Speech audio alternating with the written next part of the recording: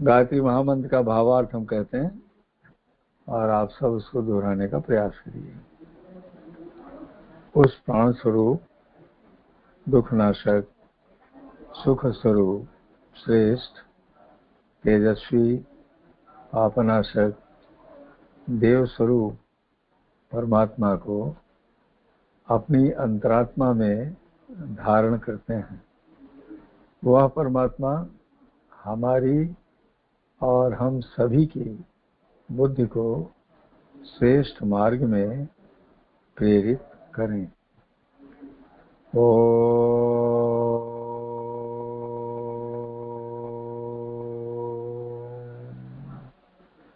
ओम भूर्भुवः स्वः तत्सवितुर्वरेण्यं भर्गो देवस्य धीमहि धियो यो नः प्रचोदयात्।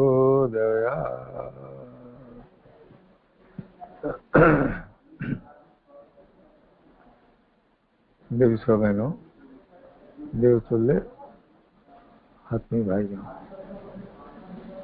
अभी शीला बहन जी ने बहुत अच्छी तरीके से सदगुरुदेव की स्तुति करके और उन्होंने प्रारंभ करने के लिए निवेदन किया। तो बहुत बहुत धन्यवाद और बहुत बहुत आशीर्वाद। ये घटना कैसे घटित हुई, कोई हमको बोलना था नहीं, स्थिति थी। तो कल हम प्रज्ञा प्रमाण पढ़ रहे थे तो अचानक मन में बात उठी कि क्यों ना जसविंदर सिंह याद आए हमको। हमने उनको फोन किया। फिर बहन जी से संकेतना बहन जी की बात आई। उन्होंने कहा कि ऐसा करते हैं, और शीला बहन जी उसमें स्वाध्याय में रहती है। तो देखिए कैसे जो गुरुदेव की कृपा और उनकी प्रेरणा आती है, प्रेरणा ही उनसे बात करने की। फिर बात हुई और कुल मिला करके परम पूज्य गुरुदेव का संदेश पहुंचना था। तो हम संदेश वाहक के रूप में उनका संदेश आपको पहुंचाएंगे। जैसा भी शीला बहन जी ने कहा, विषय है कि गायत्री महामंत्र का इन नवरात्रियों में अनुष्ठान हमको क्यों करना चाहिए, कैसे करना चाहिए और किस रूप में लाभान्वित हम सबको करती है, फलदायी होती है। इन्हीं 3 बिंदुओं पर आपसे पूज्यवर का संदेश देंगे। जो उन्होंने संदेश दिया है, जो स्वयं हमको अनुभूति कराया है, तो स्वयं की व्यक्तिगत अनुभव और परम पूज्य गुरुदेव का संदेश वे आपके समक्ष हम प्रस्तुत करते हैं। नवरात्रियों का समय ये चल रहा है। अनुष्ठान तो कभी भी किया जा सकता है, और शांति कुंज क्यों गायत्री तीर्थ है ये, और ये गायत्री महाकाल का एक घोंसला है ये, जहाँ ऋषियों का संरक्षण है। परम पूज्य गुरुदेव वंदिया माता जी सारे ऋषियों के ऋषि हैं, क्योंकि उन्हीं के आह्वान पर ये ऋषि हिमालय की कंदराओं से अपने स्थान को छोड़ करके और पूज्यवर ने इस स्थान पर उनको बुलाया, जिससे कि उनके क्रियाकलाप जो ठप हो चुके थे, चाहे महर्षि वशिष्ठ का हो, विश्वामित्र का हो, याज्ञवल्क्य का हो, भगीरथ का हो, या वाल्मीकि जी का हो, पतंजलि का हो, कणाद का हो, परशुराम जी का हो, इन सारे ऋषियों का कार्य जो ठप हो चुका था, वो चाहते थे कि फिर से प्रारंभ हो। तो जब परम पूज्य गुरुदेव हिमालय गए 1927 में पहली बार अपने गुरुदेव का आह्वान पर, तो सारे ऋषियों का दर्शन नंदन वन में दादा गुरुदेव ने गुरुदेव जी करवाया। उन ऋषियों की आह्वान कर गुरुदेव ने प्राण प्रतिष्ठा 1986 में यहाँ पर किया, 86 जनवरी में। बताना क्या चाहते हैं, क्योंकि शांति कुंज एक दिव्य क्षेत्र है, इसलिए यहाँ तो कभी भी अनुष्ठान आकर किया जा सकता है। लेकिन नवरात्रियों का अनुष्ठान यहाँ पर तो चल ही रहा है और लगभग इसमें 15 से लोग केवल अनुष्ठान करने के लिए ही आए हुए हैं, जो 26 से लेकर के और 4 को जिसकी पूर्णाहुति होनी चाहिए लोग उसको करेंगे। लेकिन क्या बाहर भी अनुष्ठान? हाँ, बाहर उतना ही फलित होगा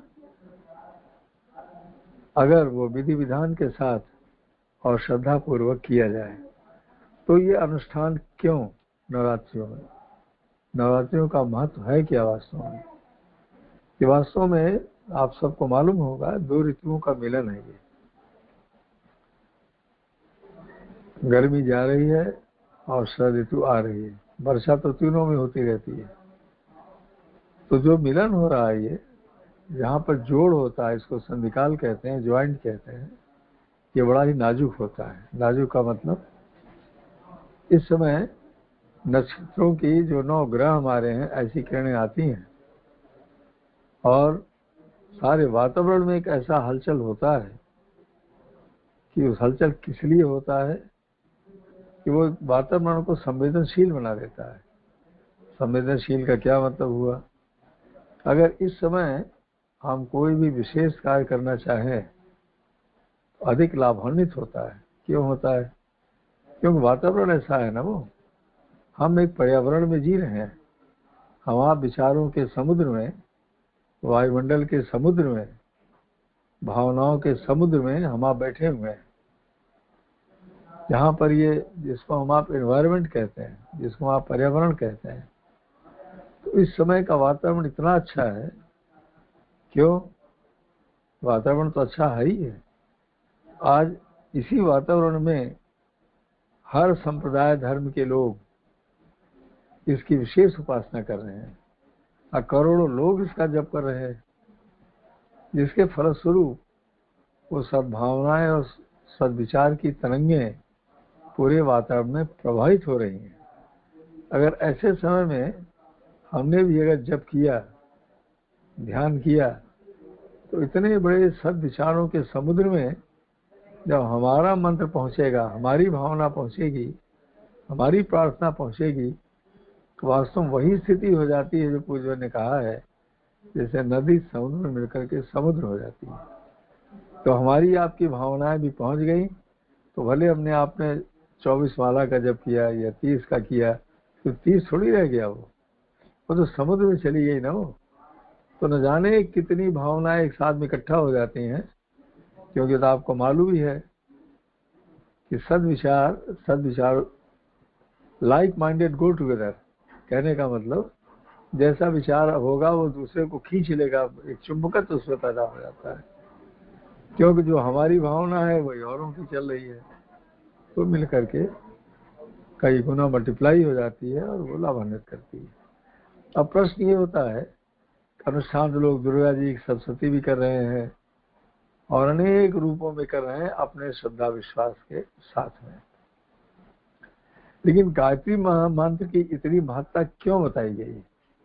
गायत्री महामंत्र को गुरु मंत्र क्यों कहा गया है? गायत्री महामंत्र को 4 वेदों का सार क्यों कहा गया है? इसको वेद माता क्यों कहा गया है? क्यों अथर्ववेद कहता है गायत्री महामंत्र के बारे में कि ओम स्तुताम या वरदा वेद माता प्रचोदयन्ताम पावमानी द्विजानाम आयु प्राणम प्रजाम पशुम कीर्तिम। तो वेद भगवान स्वयं ही कहते हैं कि वेद माता पहला कार्य तो ये करती है, पावमानी, हमारे आप के मन को पवित्र बनाती है।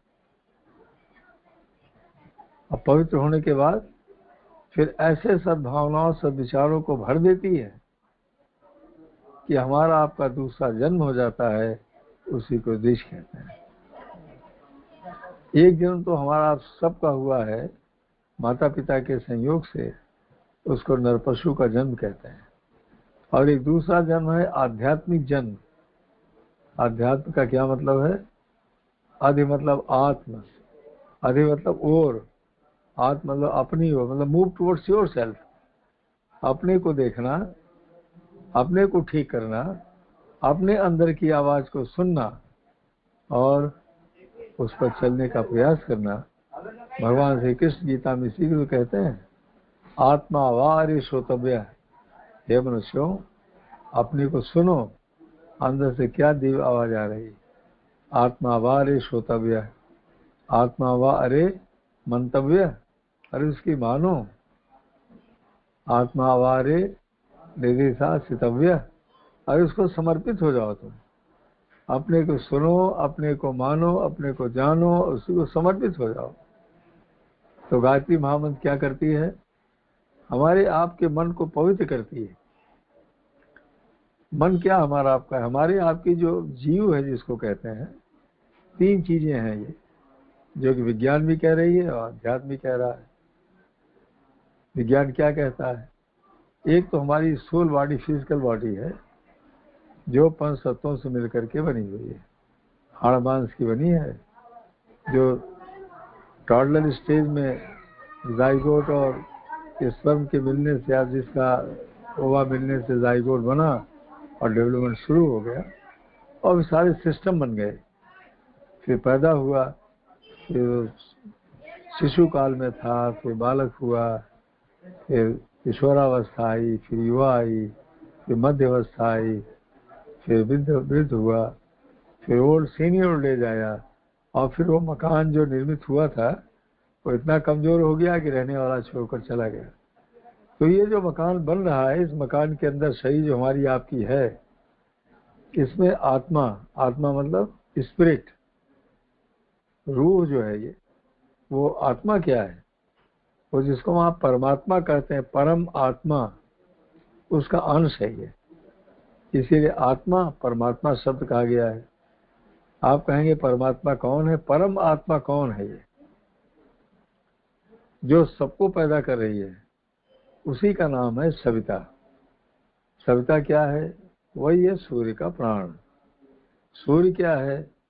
सूर्य तो हाइड्रोजन बॉम्ब है ये। सूर्य केवल एक कलेवर है वो, जिसमें स्वयं हाइड्रोजन के 4 एटम लेकर के हीलियम के 1 एटम में बदल देता है। डाइजेस्ट होता है तो ये हीलियम 1 एटम बन जाता है, और फिर जब हीलियम में कन्वर्ट हो गया तो इस कन्वर्ट से इतनी भारी ऊर्जा पैदा होती है उसके अंदर, सूर्य की बॉडी के अंदर, कि वो जो 1 से 9 गुना पृथ्वी से बड़ा है सूर्य, वो इतनी गर्मी प्रकाश देता है इस पृथ्वी के ऊपर कि गर्मी देगा, हीट और लाइट देता है। लेकिन जो किरणें आती हैं प्रकाश को देने के लिए, उन किरणों के साथ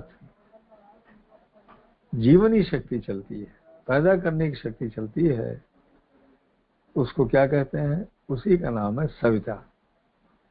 सविता क्या है? सविता प्रसव करने की क्षमता रखता है, पैदा करने की क्षमता रखता है। प्रसव करने को सविता कहते ही है, पैदा करने को। तो पैदा होगा तो कैसे होगा? जिसमें लाइफ होगी वही तो लाइफ को दे सकता है। तो उसके अंदर प्राण शक्ति आ रही है, फोटॉन्स के अंदर, प्रकाश कणों के अंदर, और वही प्रकाश कण जीवन को लेकर के जब प्रकृति से मिलते हैं, प्रकृति का मतलब हमारे आपके सेल में, जिसमें sodium, potassium, calcium, chloride, phosphorus, magnesium, carbohydrate, protein, fat सब है। तो जहां इससे मिला करके क्या मिला? वो महाप्राण मिला करके, जिसी को आत्मा भी कहते हैं, सोल भी कहते हैं, कॉन्शियस बॉडी कहते हैं। कॉन्शियस क्या मतलब हुआ? जो बात को सुनता हो, जो सोचता हो, जो विचार करता हो, उसी कॉन्शियस एस्पेक्ट कहते हैं। वो कॉन्शियस जब अनकॉन्शियस से मिला करके, जड़ से मिला, नॉन लिविंग से मिला, तो दोनों में एक रिएक्शन होता है, और रिएक्शन होने में बाई प्रोडक्ट आता है। उस बाई प्रोडक्ट को कहते हैं सेलुलर बायोइलेक्ट्रिक करंट। उस सेल में जो, ये फिजियोलॉजी कह रही है इस बात को, मेडिकल साइंस कहती है, जो मिला, जो कि न्यूक्लियस अंदर, जो सेल का जो न्यूक्लियस है, और न्यूक्लियस में जो क्रोमैटिन नेटवर्क है, दैट इज अ प्लेस जहां पर हाईली चार्ज पार्टिकल उसका बैठा हुआ है। वहां केवल बायोइलेक्ट्रिक करंट बैठी हुई है, और वो जो करंट बैठा है इसका, उस करंट में क्या है? उसमें इच्छा पैदा होती है करंट के अंदर। प्राण की पहचान क्या है? प्राण की पहली पहचान है कि वो परिस्थितियों से रिएक्ट करेगा। गर्मी होगी तो वैसा होगा, ठंडक होगी तो वैसा होगा, कोई टच कर देगा तो रिएक्ट करेगा तो सिकुड़ जाएगा, तो इच्छा पैदा करेगा, तो उसको भूख लगेगी तो प्यास लगेगी। अब किसको लग रही भूख और प्यास? अरे तो स्टमक को, आदमी को लग रही ना वो, तो कौन लगा रहा है उसको? वो जो उसका करंट पैदा हुआ है, बायोइलेक्ट्रिक करंट, वो उसको जीव कहते हैं, जीव सत्ता कहते हैं।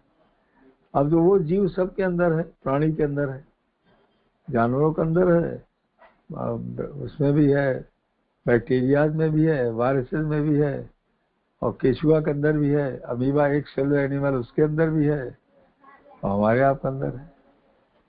लेकिन जब उसको डेवलप, इस पूरे को क्या कहते हैं, इस जो प्राण है हमारे आप के अंदर, उसके अंदर 4 चीजें होती हैं।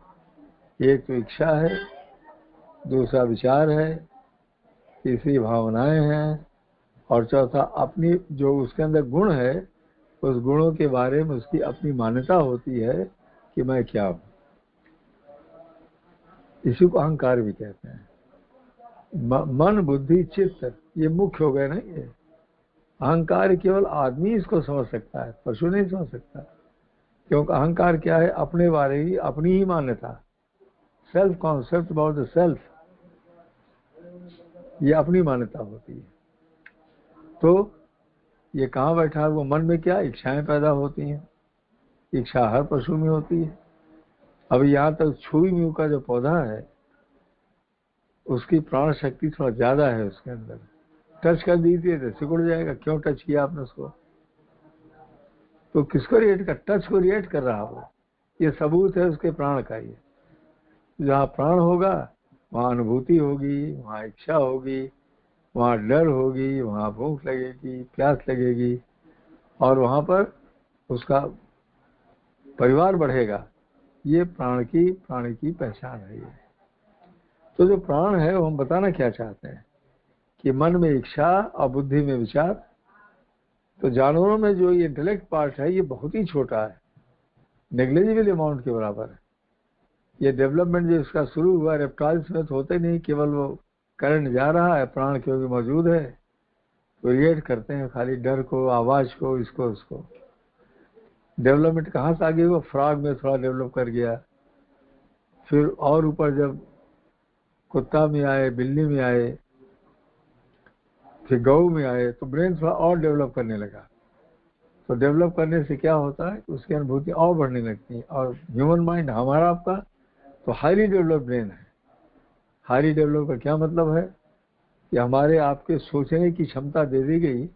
दिमाग के बाहरी हिस्से में, इसको फ्रंटल लोब कहते हैं, वो फ्रंटल लोब ही केवल सोचने का काम करता है, समझने का काम करता है, निर्णय लेने का काम करता है। तो ये तो डेवलप ब्रेन की पहचान है।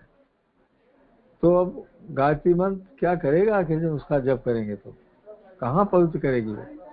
तो मन हो गया, अब बुद्धि हो गई, और चित्त हो गया। चित्त का मतलब स्टोर हाउस। चित्त का मतलब जिसमें सब इकट्ठा हो जाता है। क्या इकट्ठा हो जाता है? जो विचार हमको अच्छा लगा, जो भावना हमको अच्छी लगी, जो चित्र हमको अच्छा लगा, जो हमको पिक्चर अच्छी लगी, या कोई भी चीज जो हमको अच्छी लग गई, वो हमारे उसी अचेतन मन में जाकर के बैठ जाता है। इसीलिए लेमैन भाषा में इसको स्टोर हाउस कहते हैं, और मेडिकल साइंस उसको सबकॉन्शियस माइंड कहते हैं, जिसका स्थान प्रूव्ड है। इसको हाइपोथैलेमस कहते हैं, जो छोटा दिमाग होता है। और इसी को पौराणिक भाषा में चित्रगुप्त कहते हैं। ये चित्रगुप्त है, जिसमें गुप्त में चित्र बनता ही रहता है। इसीलिए उपनिषद कहता है, क्या कहता है कि एको देव सर्वभूतेषु गूढ़ सर्वव्यापी सर्वभूतांतरात्मा। एक ही परमात्मा है जो प्रकाश के रूप में है, कण कण में व्याप्त है, सब जीवों में निवास करता है। वो क्या करता है? साक्षी चेता केवलो निर्गुणांश। साक्षी विटनेस है वो। चेता मतलब चेतन है, सुन रहा है वो, देख रहा है वो। और निर्गुण है। निर्गुण का मतलब लोभ मोह अहंकार लगाव से परे है केवल वो। तो वो किस रूप में काम करता है? वो दृष्टा के रूप में काम करता है।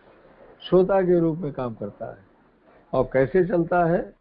जैसे कि तुलसीदास जी ने कहा है, बिन पद चले और सुने बिनु काना। वो बिना पैरों के चलता है, बिना आंखों के देखता है और सुनता रहता है। कौन? वो परमात्मा। अब देखिए गायत्री मंत्र क्या करती है। अब गायत्री माता देने के पहले कहती है, अनुदान देने के पहले, कि हम आपको सब कुछ देंगे इस दुनिया में। संसार में गायत्री माता 7 चीजें देती है, 5 भौतिक और 2 आध्यात्मिक। भौतिक क्यों देती है? माँ स्वयं कहती है, बेटा शरीर है तो शरीर के निर्वाह करने के लिए शरीर में शक्ति तो चाहिए, तुम्हारे अंदर मनोबल तुम्हारा ऊंचा होना चाहिए, तुम्हारे अंदर तुमको धन दौलत तो होना चाहिए, तुम्हारा परिवार तो होना चाहिए, साथी सहयोगी तो होने चाहिए, आत्मबल तुम्हारे अंदर होना चाहिए। नहीं होगा तो काम कैसे करोगे तुम? क्योंकि जो मजबूत है वही काम करेगा। बुद्धि से मजबूत है तो सफल होगा, कान से मजबूत है तो सुनता रहेगा, और अगर मनोबल से मजबूत है, मनोबल उसका है, तो जो काम करेगा, हाथ मिलेगा तो आगे बढ़ेगा। तो माँ कहती है कि बेटा तुमको हम पहला काम करते हैं कि दोबारा तुम्हारा हम जन्म करते हैं, तुमको द्विज बना देते हैं। कैसे? तुम्हारे मन रूपी खेत को पवित्र करते हैं। क्योंकि हमारे आपके मन में बातें कहाँ से आती है? आती तो चित्त स्टोर हाउस से हो, स्टोर हाउस से निकली और मन उसमें रिएक्ट करता है। तो हमारे मन में आपके न जाने कितनी बातें इकट्ठा हो जाती हैं, कई जन्मों की इकट्ठा हो जाती हैं, जो सपने के रूप में देखते हैं। ऐसा क्यों? शरीर तो बदलती रहेगी, लेकिन जो अंदर में चेतना बैठी है वो तो कोई मरने वाली है ही नहीं। चेतना मतलब कॉन्शियस पावर, जो करंट के रूप में, वो कहाँ मरेगा? आप देखिए बिजली का तार तो टूट सकता है, लेकिन करंट तो मौजूद है ही वातावरण में। जहां कंडक्टर लग गया, करंट फ्लो करने लगा। तो कंडक्टर क्या है? कंडक्टर हमारा आपकी शरीर है, ये कंडक्टर हमारा आपका मन है, ये परमात्मा विराजमान है। तो गायत्री को वेद माता क्यों कहा? स्वयं वेद भगवान ही कहते हैं कि संपूर्ण ज्ञान का निर्माण करने वाली आप हैं, सब देने वाली आप हैं। व्यक्ति तो कह नहीं रहा है, अथर्ववेद कह रहा है, वेद श्रुति है जो मनुष्य द्वारा बढ़ाई नहीं गई है, चारों वेद। तो कहते हैं तुमको मन पवित्र करके पहले आयु देंगे, फिर प्राण देंगे आपको। प्राण मतलब मनोबल बढ़ा देंगे, आपका साहस पैदा कर देंगे। जैसे आप बहनें जो अनुष्ठान आप कर रही हैं, इसको कहते सत साहस, अच्छे काम को करने के लिए हिम्मत। नहीं कौन करेगा कि बाहर खाना नहीं खाएंगे, ये वो, ये सत साहस है। ये परमात्मा के द्वारा दिया जाता है श्रेष्ठ काम के लिए। आयु प्राणम प्रजा, प्रजा कहते हैं बाल बच्चे को, सहयोगियों को, साथी को, इनको प्रजा कहते हैं। आप इच्छा करें तो गायत्री मंत्र को तो कहते हैं ना कि कल्प वृक्ष है, कामधेनु है, पारस है ये। तो कल्प वृक्ष तो वही है। आप इच्छा किया आपने, आप शक्तिशाली हो गए हैं, तो पशुधन अपने आप आने लगे। जो इच्छा करेंगे वही होने लगेगा। पशु कीर्ति माँ कहती है कि खाली इससे काम थोड़ी चलेगा। हर आदमी अपना कीर्ति चाहता है, नाम काम चाहता है।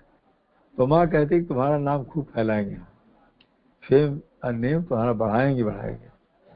फिर कहती अभी काम नहीं चलेगा तुम्हारा, धन तो चाहिए। पशुम कीर्तिम द्रविणम, आपको दोनों द्रव्य हम देंगे, अंदर का भी सद्ज्ञान देंगे और बाहर में रुपया पैसा, सोना चांदी, मकान, गाड़ियां सब देंगे आपको। लेकिन अंत में देखिए माँ क्या कहती है कि बेटा हमने तुमको सब कुछ दे तो दिया, लेकिन अगर आत्मबल नहीं तुम्हारे अंदर होगा, आत्मबल का मतलब सद्गुणों की ताकत, सद विचारों की ताकत, सद भावनाओं की ताकत, अगर ये तुम्हारे अंदर नहीं होगी, इनका इस्तेमाल करेगा तो कौन करेगा? उसी कहते हैं ब्रह्म वर्चस्व। माँ कहती है कि बेटा सब भौतिक देने के बाद उसका उपयोग करने के लिए हम तुमको आत्मबल प्रदान करेंगे। फिर आत्मबल देने के बाद फिर क्या कहती है? आप कहेंगे आत्मबल क्या है? ये हमारी आत्मा का प्रकाश है। ये आत्मा का प्रकाश का मतलब ये सद्भावनाओं सद्ज्ञान का अंदर में प्रकाश है। ये जब ये अंदर पैदा हो जाता है तो बुद्धि हमारा सही निर्णय करने लगती है। उसी को विवेक कहते हैं। उसी को इंग्लिश तो पूरा लैंग्वेज है, उसमें की विजडम। आप इतने वाइज हो जाएंगे, you will take the right decision at the right moment. हमको इसमें क्या करना है ये तुरंत निर्णय आप ले लेंगे, और वो निर्णय लेंगे जो बहुत लाभकारी होगा आने वाले समय में। ये निर्णय सब नहीं कर सकते। आत्मल जिसके अंदर वही निर्णय सही ले सकता है कि हमको क्या कदम बढ़ाना चाहिए, जिसको वापस न करना पड़े और हम सतत लाभ प्राप्त करें। अम्मा कहती है इसी आत्मल को देने के बाद अंत में तुमको मह्यम दत्वा ब्रजत ब्रह्मलोकम। माँ कहती है कि बेटा जो कुछ मैंने तुमको दिया है ये सब यहीं छूट जाएगा। ये परिवार भी अलग हो जाएगा, धन की गति, 3 ही गति है धन की, दान भोग व नाश। सदा नष्ट हो जाएगा वो, अगर उपयोग नहीं करते हो, कहीं किसी ने नहीं किया तो। फिर शरीर देखना क्षीण हो जाती है। बहुत बड़ा नाम आज किसी का है, कौन 50 साल बाद कौन जानता है, अपने आप क्षीण होने लगता है। लेकिन माँ कितनी बड़ी बात कहती है, मह्यम दत्वा ब्रजत ब्रह्मलोकम। तुमको हे बेटा हम तुमको परमात्मा ब्रह्मलोक में पहुंचा देंगे। और भी शरीर छोड़ने के बाद नहीं, जिंदे जी। ब्रह्मलोक का मतलब ब्रह्मलोक कहीं बाहर थोड़ी है, केवल मानसिक लोक है वो। हम निरंतर सत्य का चिंतन करेंगे, सत्य में निवास करना सीखेंगे। और जब वो अंधकार पक्ष हमारे मन में आएगा किसी रूप में, लोभ में, रूप अहंकार में, ईर्ष्या में, द्वेष में, लालच में और अन्य रूपों में जब आने लगता है तो एक दूसरा पक्ष खड़ा हो जाता है। वो देवता का पक्ष है, वो उसको भगा देता है। और आदमी जब सच चिंतन करने लगता है, दूसरे को अपना मानने लगता है, अच्छाइयों को देखने लगता है, पवित्र हो जाता है, सद्गुणों का विकास करने लगता है, इसी को स्वर्ग कहते हैं, इसी को ब्रह्मलोक कहते हैं, इसी को परमात्मा की प्राप्ति कहते हैं। इसका रिजल्ट क्या है? सच्चित और आनंद। आदमी सत्य में जब निवास करेगा तो चित्त मतलब क्रियाशील। अगर वो भावना मन में क्रियाशील बनी रही तो उसका रिजल्ट क्या है? आनंद। आप कहेंगे आनंद क्या चीज है? महात्मानंद स्वामी जी कहते हैं उपनिषद का प्रवचन करते समय कि जो सुख आकर के कभी भी न जाए, परमानेंट सुख हो जाए, इसी को आनंद कहते हैं। आप कहें सुख क्या चीज है? अगर संधि विच्छेद करिए तो सुख का मतलब अच्छा, खा मतलब इंद्रियां। तो जो हमारी इंद्री को अच्छा लगती है, सबसे बड़ी इंद्री कौन है? मन है। ये तो मन को अच्छा लग जाता है बस वही अच्छा हो गया। मन को खराब लगा तो बुरा हो गया। या कोई अच्छे बुरे नाम कोई चीज नहीं है। ये तुम्हारा मन है। ये तो माता क्या करती है? हमारे आप के मन को ऐसा बनाती चली जाती है कि वो उसी अच्छाई में ही रमण करना शुरू कर देता है, विवेक को फॉलो करना शुरू कर देता है, और उसी व्यक्ति को निरंतर उल्लास बना रहेगा, उत्साह बना रहेगा, डर उसकी खत्म हो जाती है, चिंताएं उसकी खत्म हो जाती हैं। क्यों? अब ये समझने लगता है कि हम अकेले नहीं हैं, हम किसी माँ के संरक्षण में हैं, हम शक्ति के साथ हैं। तो ये मनोभूमि का बदलना ये कैसे हो रहा है? ये केवल गायत्री माता से होता है। तो गायत्री मंत्र का जब हम आप एक विधान के साथ करते हैं तो क्या करती है? ये पहला क्या करती है कि हमारे मनोभूमि को, we have got a mental complex हमारा। एक ये मेंटल कॉम्प्लेक्स में क्या है? ये एक इच्छा है, उसकी फाइन हो गई तो बुद्धि हो गई, और तीसरा चित्त है। तो गायत्री मंत्र क्या करती है? ये हमारे चित्त को साफ करती है। आप कहें क्या साफ करेगी? जो कई जन्मों की हमारी आपकी आदतें पड़ी हुई हैं, जो कई जन्मों के हमारे आपके संस्कार पड़े हुए हैं, जो कई जन्मों की बातें हमको याद हैं, जो सपने के रूप में आती है, और नाना प्रकार के सपने के रूप में आती है, जो कभी भी आपने इस जन्म में किया ही नहीं, देखा भी नहीं आपने, फिर भी सपना आएगा वो। तो कहाँ से आ रहा सपना? आता कहाँ से? जो हमारे अचेतन मन के अंदर बैठ चुका है, जब आत्मा जाती है तो इसी के फोटॉन्स वाइब्रेशंस अपने साथ ले जाती है वो, और जब फिर कॉन्शियस आया, शरीर मिला, तो तुरंत वो फटाफट याद आना शुरू हो जाते हैं और वो सपने के रूप में दिखाई पड़ने लगते हैं, ड्रीम्स दिखाई पड़ने लगते हैं। अब कितने नाना प्रकार के ड्रीम्स आदमी देखता और परेशान रहता है उसमें। हम तो चिकित्सक के रूप में 55 साल से आदमियों को देख रहे हैं। लोग आते हैं, अभी शांति कुंज में 2-4 लोग बाहर के आए हुए हैं और यही कहते हैं कि डॉक्टर साहब कब से हम कर रहे हैं, सपने बहुत दिखाई पड़ते हैं, अनावश्यक सपने दिखाई पड़ते हैं। हाँ, तो जो सपने आते हैं ये, इन सपनों को कहने का मतलब जो गायत्री मंत्र जब करते हैं तो जो हमारी इच्छाएं हैं और जो आदतें हैं, जो हमारे संस्कार हैं और जो हमारे ऐसे विचार हैं वो अंदर बैठे हुए हैं, वो आसानी से नहीं हटते। जो ऐसे विचार हैं उनको तर्क तथ्य आप दीजिए तो मन मान लेता है। हाँ, कहे भाई ये बात तो सही आप कर रहे हैं, वो तो गलत हमारे दिमाग में बात थी, मन तो मान जाएगा उसको। विचार स्वाध्याय करने से या प्रोफेशन सुनने से या तर्क से विचार तो हट सकते हैं, लेकिन जो अचेतन मन बैठा, वो जो स्वभाव हमारा बैठा है या जो हमारे अंदर इच्छाएं बैठी हैं, जो रुचि हमारी बैठी है, वो कैसे हटेगी। जैसे मान लीजिए कि किसी स्पेशल मीठा खाने की रुचि हमारे मन में बैठी हुई है, चाहे वो मिर्ची हो चाहे कुछ भी हो, मतलब या नमकीन खाने की बैठी है, उसको रुचि मतलब लाइकिंग। हमारी लाइकिंग किसी कपड़े के लिए है या हमारी लाइकिंग किसी मकान के लिए है या किसी गाने के लिए है, किसी चीज़ की लाइकिंग, उसको रुचि कहते हैं। तो जो रुचि तो कहाँ बैठी है, वो विचार थोड़ी है, वो तो बैठी है हमारे अंदर, अचेतन मन बैठी है वो। तो हमारे ऋषियों ने, महामानवों ने ये देखा कि विचार तो बदला जा सकता है, लेकिन आदमी का स्वभाव कैसे बदले, उसका विश्वास कैसे बदले, उसकी अपने बारे में मान्यता कैसे बदले। अब कि वो इंसान है, वो जानवर नहीं है, वो देवता है वो। अब ये कैसे बदले ये, तो इसको करने के लिए फिर ऋषियों ने इतना इंतजार न करके उन्होंने कहा, अगर गायत्री महामंत्र का अनुष्ठान किया जाए तो व्यक्ति की श्रद्धा, उनकी निष्ठा और सद्गुरु का मार्गदर्शन दोनों मिलकर के सफलता पाई जा सकती है। आप कहेंगे सफलता पाने की कैसे क्या मिलेगी। जो सफलता मिलती है, वो सफलता जो आपको मिलेगी वो किसमें होगी, अपनी रुचि बदलने लगेगी।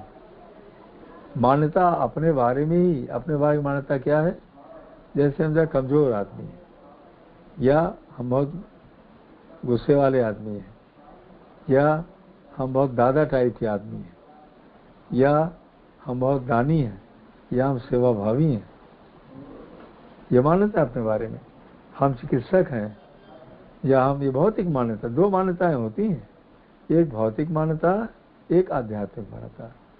आध्यात्मिक मान्यता क्या है कि कोई अच्छा काम होगा हम आगे मदद जरूर करेंगे, स्वभाव है। बहुत लोग स्वभाव होता है कि जहाँ वो देखते हैं कोई परेशान है तो जरूर मदद के लिए खड़े हो जाते हैं, वो चाहे कोई मांगे चाहे ना मांगे, इस स्वभाव की बात।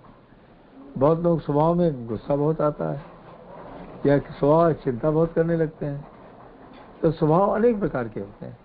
तो कहने का मतलब, जब तक किसी का स्वभाव नहीं बदलेगा, अपने बारे में स्वयं की मान्यता ही नहीं बदलेगी, मान्यता को इंग्लिश में विजन कहते हैं, हमारा दृष्टिकोण जब तक नहीं बदलेगा तब तक कभी हम सही रास्ते को पा नहीं सकते।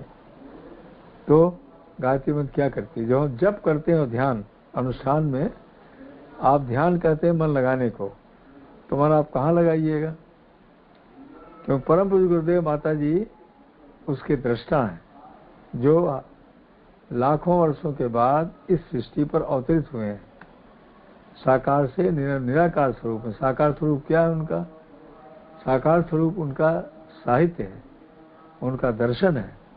स्वयं माता पिता के रूप में बैठे हुए, जिन्होंने 24-24 लाख का छोटेपन से पोषण किया, जिनके गुरुदेव ने उनको 3 जन्मों का बोध कराया कि उन्हीं की आत्मा ही संत कबीर थे, वही समर्थ गुरु रामदास थे जिन्होंने संत आंदोलन शुरू किया था, और वही परमहंस थे जिन्होंने विवेकानंद को खड़ा कर दिया, और जो परमहंस थे वही राम थे, वही कृष्ण थे। आत्मा का प्रमोशन होता रहता है। आज वो हमारे आपके रूप में किस रूप में है? वो अखंड दीपक के रूप में है। वो अखंड दीपक क्या है? ज्योत के रूप में, जो हम कहते हैं ज्योति सूर्य, सूर्यो ज्योति स्वाहा।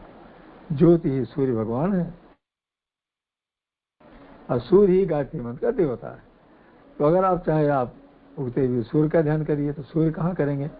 आप दीपक जला लीजिए, दीपक सूर्य का प्रतिनिधि है, और थोड़ी अपनी आँख आधी खोलिए, आरती बंद करिए, दीपक को अपनी आँखों के बराबर रखिए, और अपने से लगभग 2.5 फीट की 2 फीट ज़्यादा दूरी पर रखिए उसको आप। और जैसे आंखें थोड़ा हल्की बंद करेंगे, आधी दबाएंगे, आप देखेंगे किरणें आती हुई आपको दिखाई पड़ेंगी। आप जब किरणों को देखिए लगभग 30 सेकंड तक, तब आप ओम का मानसिक जप करते रहिए। वो सविता की वही किरणें हैं, गुरुदेव माता जी का आत्मा की किरणें आ रही हैं। वो बस उसको आप फिर आँख बंद कर लीजिएगा, वो किरणें आपको दिखाई पड़ेंगी। जो किरणें आ रही हैं हमारे माथे के बीच में गई, दिमाग के अंदर गई, दिमाग में हमारी पीनियल ग्लैंड है, जो पिट्यूटरी ग्लैंड है, सारा दिमाग हमारा प्रकाशित हो रहा है, अपने अच्छे कार्य को करने में आगे, अपने कार्य शैली को आगे बढ़ा रहा है। हमारे दिमाग के हार्मोन्स नॉर्मल हो रहे हैं, अपने से कहिएगा आप ये। शरीर हमारी और स्वस्थ हो रही है, अंग प्रत्यंग हमारे स्वस्थ हो रहे हैं। इसको कहते हैं अपने को परामर्श देना। अपने को परामर्श जब आप दीजिएगा, इसमें आप 2 मिनट समय लगाइएगा, और तब आप गायत्री मंत्र का जप शुरू कर दीजिएगा। अब जप कैसे करेंगे आप? 2 तरीका है। एक तो आप धीरे धीरे बोल करके जप करिए, जबान चलती रहे, ओंठ हिलते रहें, अपने स्वयं के कान सुनते रहें, और दूर वाला आदमी न सुने। इसको विस्परिंग साउंड कहते हैं, फुसफुसाहट की आवाज़ कहते हैं इसको। बस इसको जप करती जाइए आप। भावार्थ अगर आपके मन में है तो बहुत अच्छी बात है। भावार्थ में केवल 2-3 बात ध्यान मानी चाहिए कि हम तेजस्वी हो रहे हैं, पवित्र हो रहे हैं और दिव्य बन रहे हैं। आप हे परमात्मा, आप तेजस्वी हैं, भर्गो देव से धीमहि, आप बड़े तेजस्वी हैं। सविता जब तत्सवितुर वरेण्यम, सविता मतलब तेजस्वी। आप बड़े तेजस्वी हैं, आप बड़े पवित्र हैं और दिव्य हैं। हम भी तेजस्वी पवित्र दिव्य हो रहे हैं, हम आपके बच्चे हैं, आपको धारण करते हैं। आप हमारी बुद्धि को पवित्र करते हुए पवित्र हो रहे हैं। हम श्रेष्ठ मार्ग पर हमको, हमारे परिवार वालों को, समाज को, इष्ट मित्रों को चलाइए।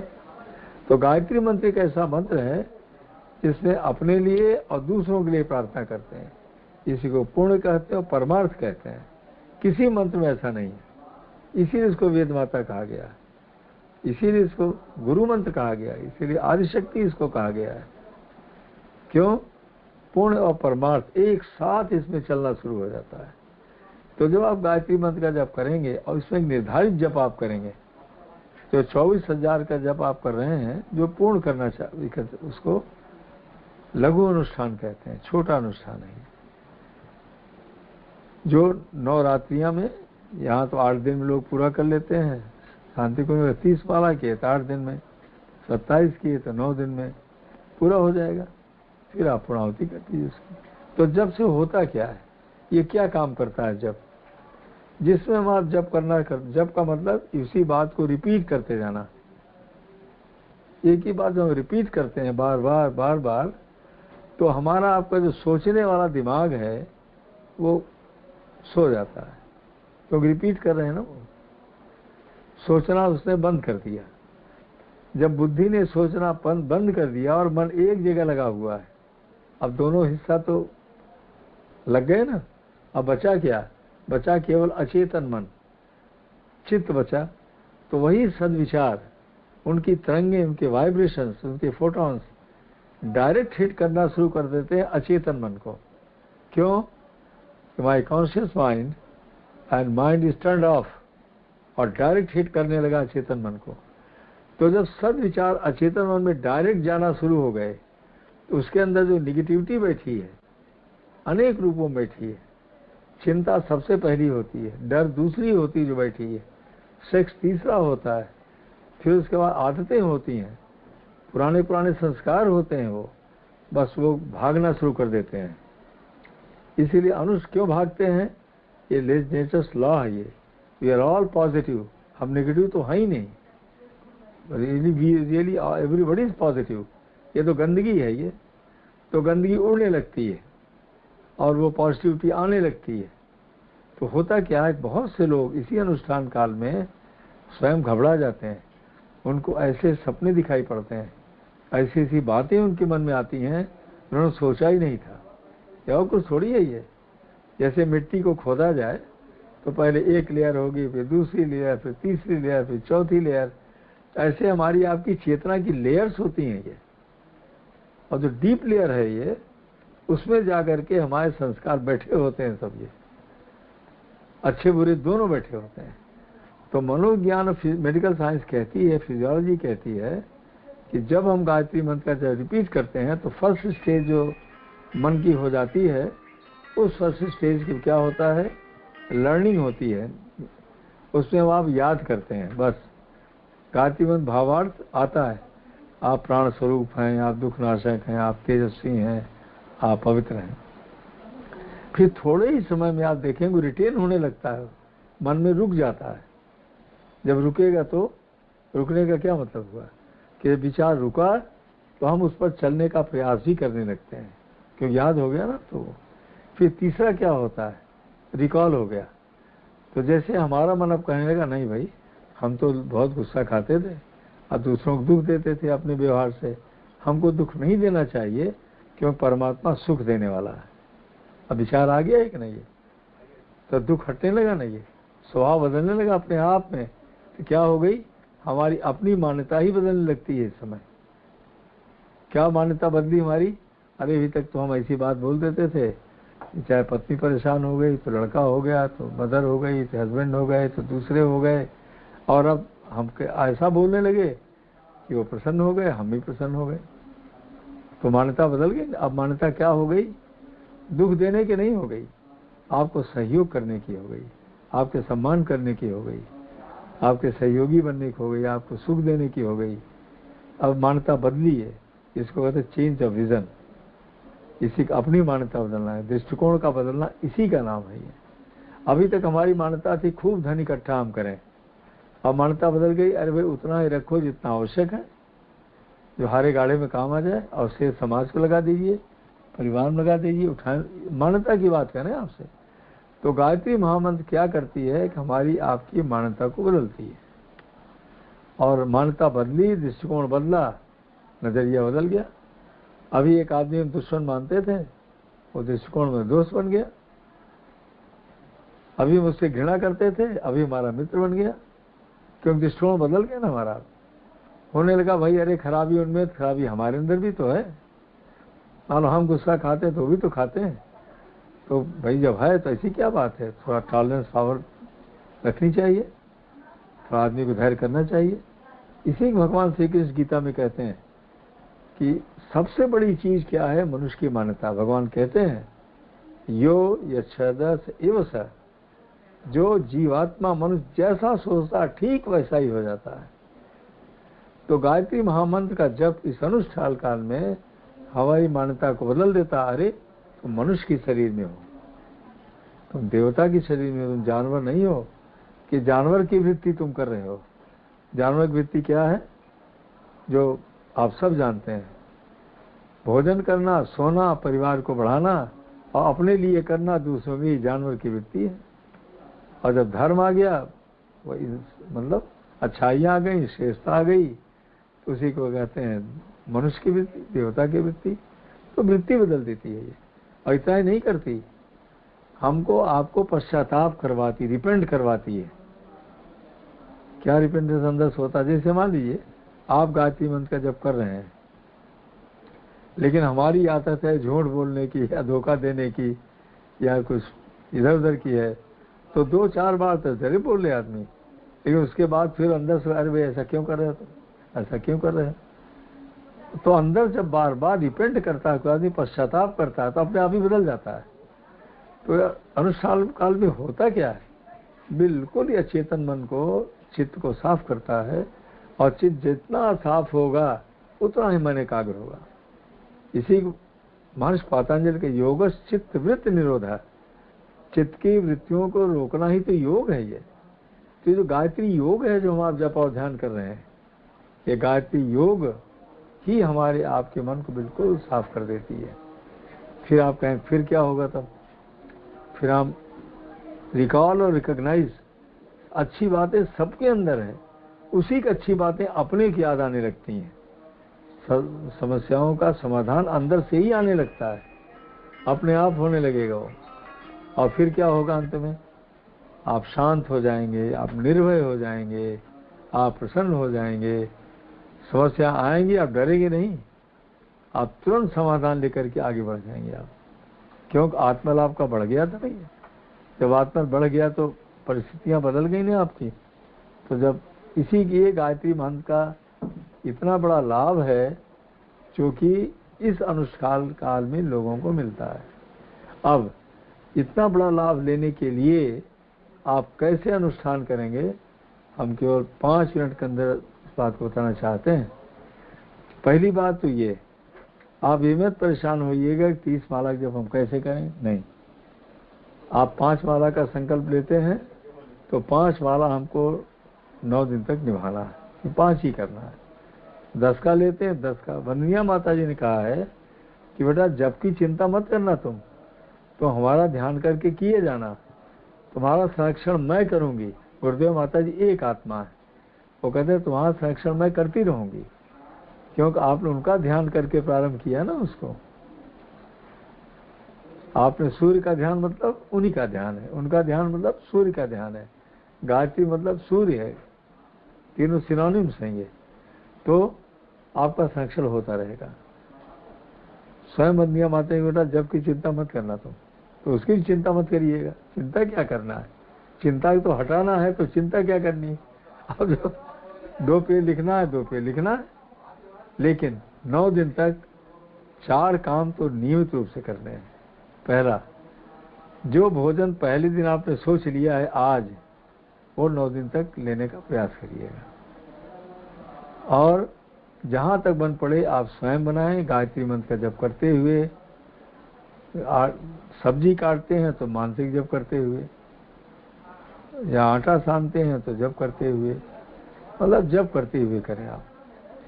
2 घंटे का स्वाध्याय करेंगे, और बाहर के न चाय पिएंगे न बाहर कोई भोजन करेंगे। तीसरा काम, नियमित रूप से अपनी जप संख्या को पूरा करने का प्रयास करेंगे। अनावश्यक बातें नहीं करेंगे इस बार में, किसी की बात ज़्यादा, इनकी बात उनकी बात नहीं, जो आवश्यक बातें हैं केवल वो करेंगे। और मौन रहने का प्रयास करेंगे। 2 घंटे सुबह उठने के बाद आप मौन रहिएगा। उठते ही पहले ब्रश इत्यादि करने के पहले आप मौन का मतलब इनर साइलेंस, कुछ न सोचना, मन का एक अच्छे कार्य में लगे रहना। मन रुकता कभी नहीं है, या संसार में जाएगा या तो परमात्मा में जाएगा, और या देवता बनेगा या दानव बनेगा, और तो उसके पास कुछ है ही नहीं। तो क्या करना चाहिए, गुरुदेव क्या कहते हैं, बेटा सुबह उठते ही गायत्री मंत्र के भावार्थ का मनन करना तुम।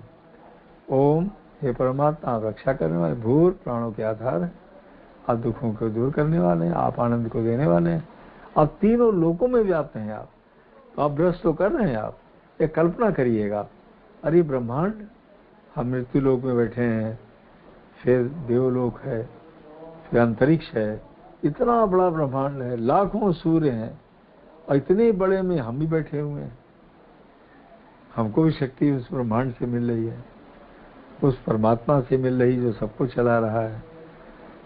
हमारे वो मतलब रक्षा करने वाला, हमारी रक्षा करने वाला तुम्हारे साथ बैठा है, जो पैदा किया जो वही तो रक्षा करेगा। व्यवस्था तो आदमी बना सकता, रक्षा कोई नहीं कर सकता। आशीर्वाद दे सकता, कुछ कर सकता, रक्षा तो परमात्मा स्वयं करता है। उन्हीं के गुणों का चिंतन करना है। हम अकेले नहीं हैं, हम माँ की गोद में बैठे हैं, सर्वसमर्थ की गोद में बैठे हैं। ये कब करेंगे? आप ब्रश करते समय, अपने दैनिक काम पूरा करते समय आप ओम का मानसिक जप या गायत्री मंत्र का करते रहिए। ये इसको मौन कहते हैं। बहुत ज़रूरी हो तो घर बात कर लीजिए, नहीं तो नहीं, इशारे से बोल दीजिए। अगर इतना आप पालन करते रहेंगे, स्वाध्याय करते रहेंगे, और यज्ञ करना पड़ेगा आपको। अगर प्रतिदिन आप दीप यज्ञ कर लें, दीपक में आप तो सबको बता चुके हैं, शीला जी ने बताया होगा या बहन जी ने बताया होगा आपको कि एक दीपक आप तो जलाते ही जलाते हैं। प्लेट में दीपक रख लीजिए, कटोरी में जल रख लीजिए आप, और 2 अगरबत्ती जला दीजिए हवन सामग्री की। बस जल जो कटोरी में आपने रखा है, गायत्री मंत्र कह करके 24 बार इदम गायत्री इदम नमः प्लेट में डाल दीजिए। इसको दीप यज्ञ कहते हैं, जो गुरुदेव ने स्वयं कहा है। जल ही जीवन, जल ही श्रद्धा का प्रतीक है। जल से आशीर्वाद दिया जाता है छिड़क करके। तो जल को आप डालिए किसमें? प्लेट में, दीपक के चरणों में, मतलब गुरुदेव माता के चरणों में। इदम गायत्री इदम नमः। और 24 बार अगर गायत्री में आपको इसलिए डालना है कि 24 बार जप कर रहे हैं आप, 24 बार नहीं करने फिर भी डालिएगा। क्यों डालिएगा? आप अगर मान लीजिए 5 माला कर रहे हैं या 11 माला कर रहे हैं, तो आप 12 बार तो करिएगा अपने लिए, परिवार समाज के लिए। फिर आप अपने उनके लिए, गुरुदेव ने कहा जो बच्चे छोटे हैं आपके, बच्चे सेटल नहीं हुए हैं, या बच्चों किसी का स्वभाव खराब है, किसी की बीमारी है, कुछ है, तो आप उनके चेहरे का ध्यान करते हुए आप उसको बांट दीजिए। 5 बार कर दीजिए, 8 बार कर दीजिए, 3 बार कर दीजिए, 24 में बांट लीजिए आप। ये उनको मिलेगा, आपको नहीं मिलेगा, क्योंकि श्रद्धा आपकी है, शक्ति भगवान की है। आप क्यों कर रहे हैं? मेरी जिम्मेदारी है, मेरे पेट से पैदा हुए हो, तो कौन प्रार्थना करेगा उनके लिए? अब समय ज़्यादा होगा। गुरुदेव ने स्वयं कहा एक व्यक्ति से, अरे भाई कब तक तुम्हारे लिए हम ही प्रार्थना करेंगे? उनके पिता से कहा आप भी प्रार्थना करिए ना उसके उज्जवल भविष्य के लिए। तो क्यों कहा गुरुदेव ने? इसीलिए कहा ना, भाई तुम्हारी भी तो भावना चलनी चाहिए, शक्ति मेरी होगी। आप महामृत्युंजय जी, कोई बीमार रहता है या स्वभाव बहुत खराब है, गुस्सा बहुत करते हैं, सहयोग नहीं करते हैं, बात नहीं सुनते हैं, तो उनका चेहरे का ध्यान करके गायत्री मंत्र जहाँ डाला है वहाँ महामृत्युंजय मंत्र से आप डाल दीजिए। कितनी बार? 5 बार करेंगे।